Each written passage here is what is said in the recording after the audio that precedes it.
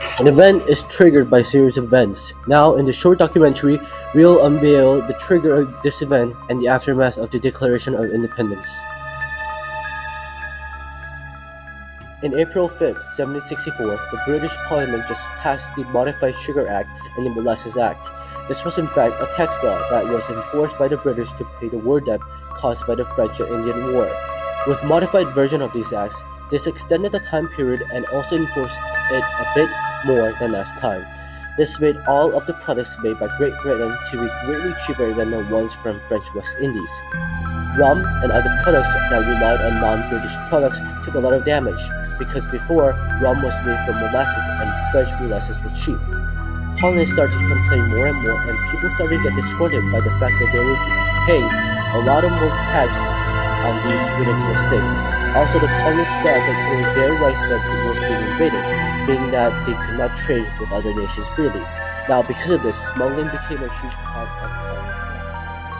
Later on, in the 1770s, fighting started to break out between the American militias, also known as Minutemen, and the Redcoats.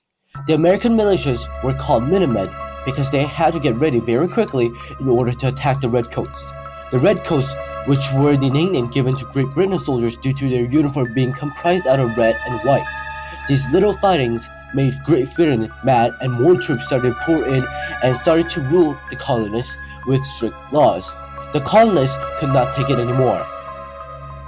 The Second Continental Congress came together after the Redcoats stormed into Boston once again.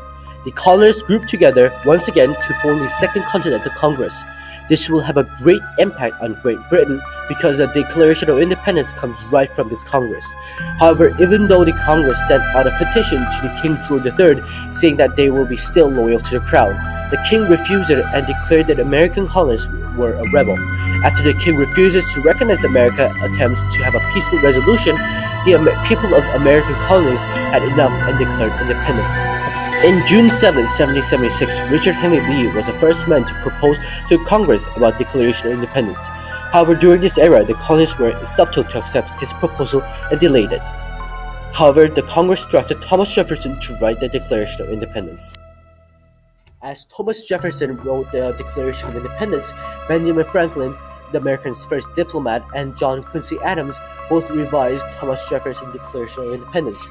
They kept the original form but added their own ideas on how a Declaration of Independence should look like. In July 4, 1776, the Congress finally approved the Declaration of Independence and adopted it. After it was announced, the British tried to hide it and tried their best to dismiss it as a joke. Also, the British government pointed out mistakes that the Declaration of Independence had. This declaration divided the British government, with some saying that they had gone too far, while some saying that it was the right thing to do. The Declaration of Independence became a rally point for the colonists to group up and to fight against the Great Britain during the Revolutionary War. Until 1778, Treaty of Alliance with France, the United States was not actually looked upon as a true independent government.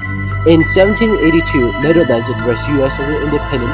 In 1779, Spain. This Declaration of Independence also caused the Revolutionary War, which the United States had won, and Great Britain had acknowledged the United States as a free and independent state after the Revolutionary War.